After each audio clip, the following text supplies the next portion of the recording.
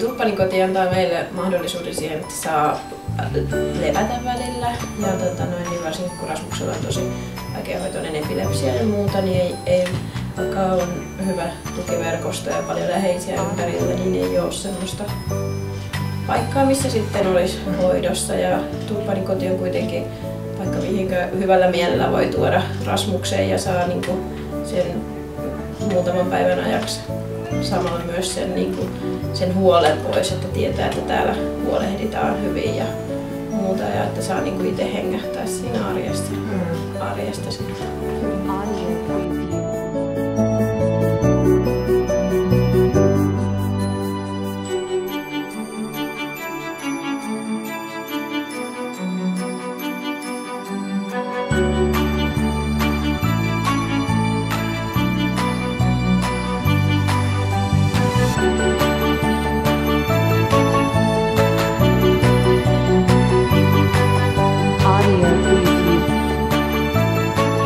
Veera, mikä täällä Tulppitsissa on kaikista kivointa?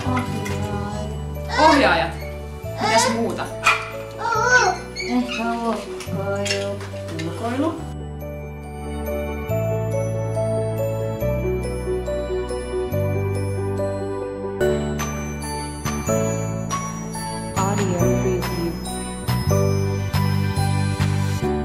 Tulppaanikodin lyhytaikaisjaksot toteutetaan aina asiakkaan toiveiden mukaisesti.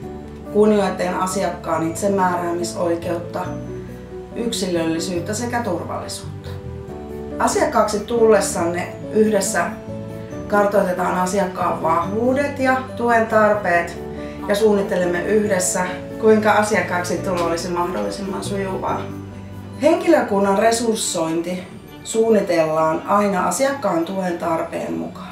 Näin meillä on riittävästi työntekijöitä tukemassa asiakasta jakson aikana. Jaksolla pidämme yllä turvallista tuttua kotiarkea ja toteutamme asiakkaan omia toiveita mahdollisuuksien mukaan. Pyrimme avoimeen ja rehelliseen vuorovaikutukseen ja arvioimme jatkuvasti jaksojen sujuvuutta ja otamme mielellämme palautetta läheisiltä vastaan, jotta pystymme parantamaan ja kehittämään palveluamme edelleen. Teemme yhteistyötä eri verkostojen kanssa, kuntien palveluohjaajien, sosiaalityöntekijöiden ja koulujen kanssa ja osallistumme mielellämme eri verkostopalvereihin.